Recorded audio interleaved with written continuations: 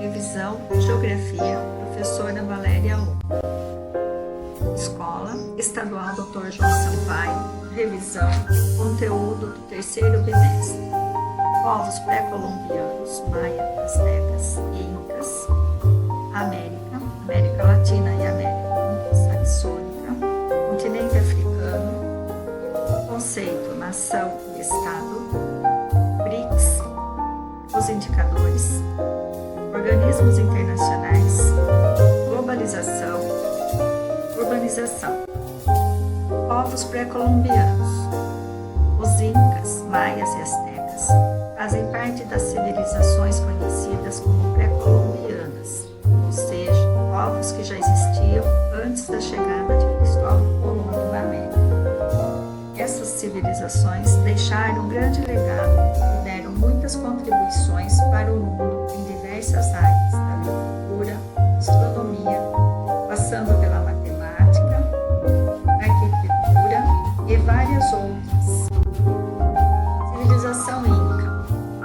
Localização: Cordilheira dos Andes, no Peru, mas também no Equador, Chile e Bolívia. Viveram de 438 até 533. A economia: agricultura, prata, milho, feijão. Religião politeísta: adoravam as forças da natureza e animais. Invenção curiosa: o sistema de contagem através de cordas coloridas. Imagem, Machu Picchu, Peru. Civilização Maia, localizada na península de Yucatán, no México, mas também em territórios onde hoje estão localizados Honduras e Guatemala. Viveram no auge dos maias 250 d.C.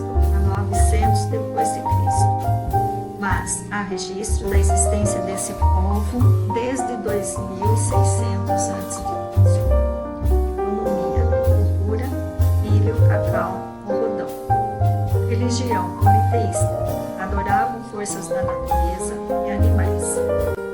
Invenção curiosa: calendário de 365 dias com previsão para o fim do mundo. A imagem é referente à pirâmide maia, a cidade de Tikal, na Guatemala. A civilização asteca. Localização: atual México. Viveram 1300 a 1521. Economia: agricultura, milho, feijão, abóbora. Religião politeísta: adoravam forças da natureza e animais. Invenção curiosa: chinampas, um tipo de agricultura flutuante. A imagem, temos a representação das chinampas. É o segundo maior continente do mundo, com uma área de 42.189.120 km² e uma população de mais de 750 milhões de habitantes, correspondente a 8,3% da superfície total do planeta e a 14% da população humana. Localizada entre o Oceano Pacífico e o Atlântico, a América inclui o Mar do Caribe, a Groenlândia, mas não a Islândia, por razões históricas e culturais. A regionalização do continente na América do Norte, Central e Sul tem como critérios os aspectos físicos geológicos, enquanto o agrupamento na América anglo-saxônica e latina foi definido a partir das diferenças históricas, culturais do continente, resultantes dos processos coloniais. O neocolonialismo foi um ciclo imperialista que levou países europeus a ocuparem a África e a Ásia, transformando esses territórios em suas colônias. A ocupação desses continentes aconteceu num processo crescente industrial vivenciado pela Europa após a Segunda Revolução Industrial, no século XIX. Os interesses das potências europeias pela África resultaram na realização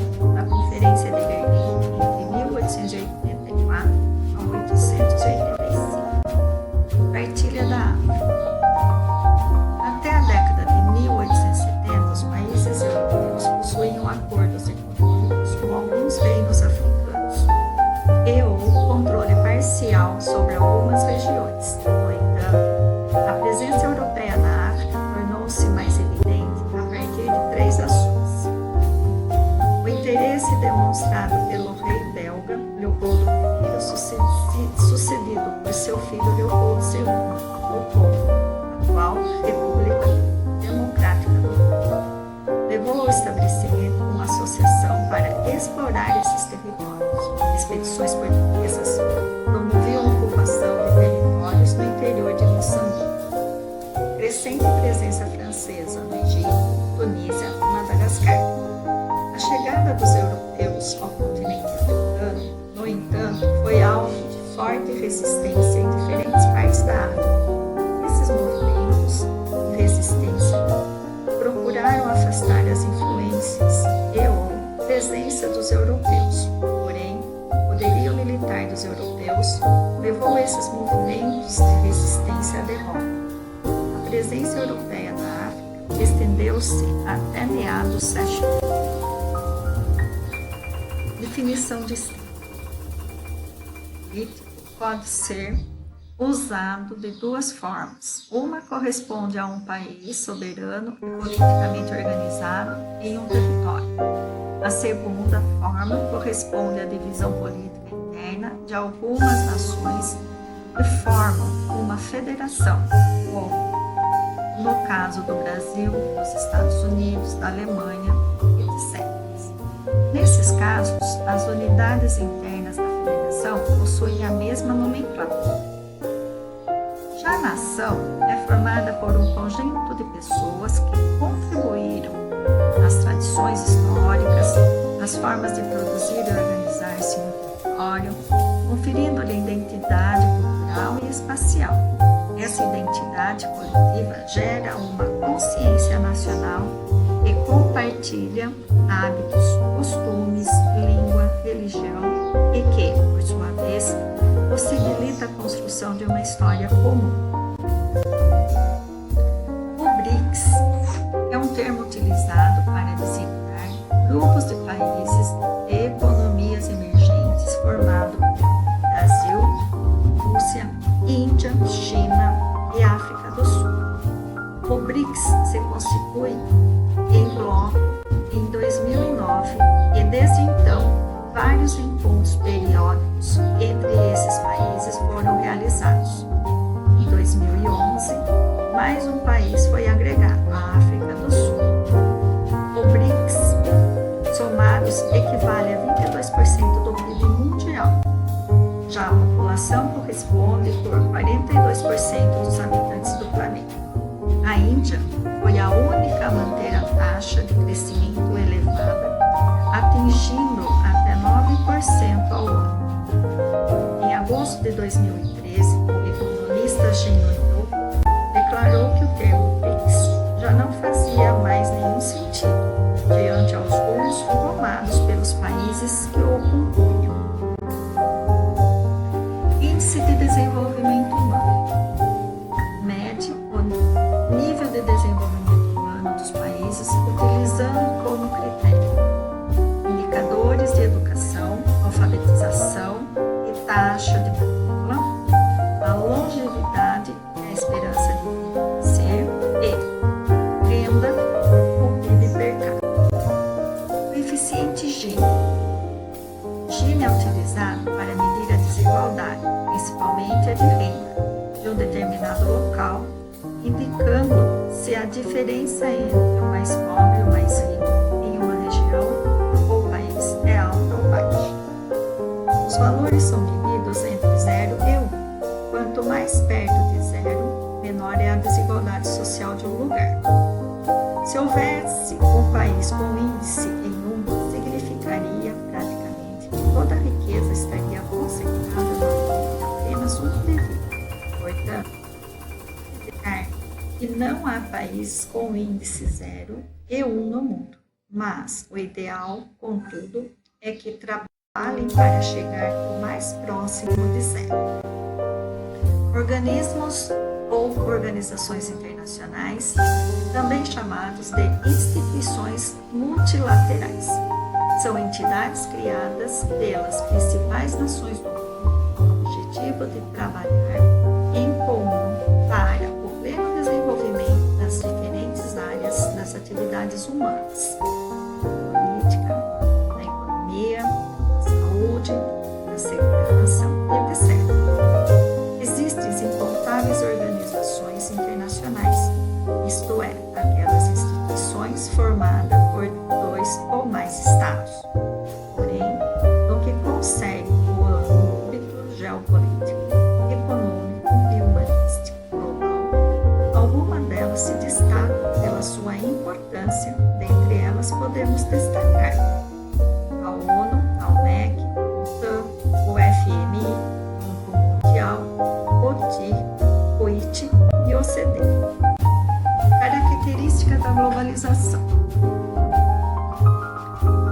integração social, econômica e política, a união de mercado mundial, relações comerciais e financeiras, fortalecimento das relações internacionais, aumento da produção e do consumo de bens e serviços, avanço tecnológico dos meios de comunicação, a instantaneidade na velocidade das informações, aumento da concorrência econômica e do nível de competição, surgimento dos blocos econômicos, desaparição das fronteiras comerciais, ampliação do uso de máquinas na execução de tarefas, crescimento da economia informal, valorização da mão de obra qualificada e a privatização de empresas estatais. Urbanização. A urbanização é o crescimento das cidades tanto em população quanto em extensão territorial. É o processo em que o espaço rural transforma-se em espaço urbano, com a consequente migração populacional do tipo campo-cidade e, quando ocorre de forma intensa e acelerada, é chamada de expo rural. O inchaço das cidades, provocado pelo acúmulo de pessoas e a falta de uma infraestrutura adequada, gera transtornos para a população urbana. As grandes cidades brasileiras enfrentam diversos problemas. Destacam-se as questões da moradia, desigualdade social, saúde, educação, violência e exclusão. Pode-se dizer que a segregação urbana é a representação ou a reprodução espacial e geográfica da segurança da segregação social, estando quase sempre relacionada com o processo de divisão e de lutas de classes, em que a população mais pobre tende a residir em áreas mais afastadas e menos acessíveis aos grandes centros econômicos. Nós temos aqui um mapa conceitual para analisar todo o processo da urbanização. Chegamos ao fim da nossa revisão. Esses conteúdos foram estudados pelo Centro de Mídia. Espero ter ajudado vocês com a retomada. Se for necessário, refaça uma releitura. Para aprofundamento dos conteúdos, façam outras buscas, se for necessário. Estarei disponibilizando um formulário para exercitar a aprendizagem. Ser feliz é encontrar forças no perdão, esperança nas batalhas, segurança no palco do medo, amor nos desencontros e é agradecer a Deus a cada minuto pelo milagre da vida. Augusto. Um enorme beijo a todos. Professor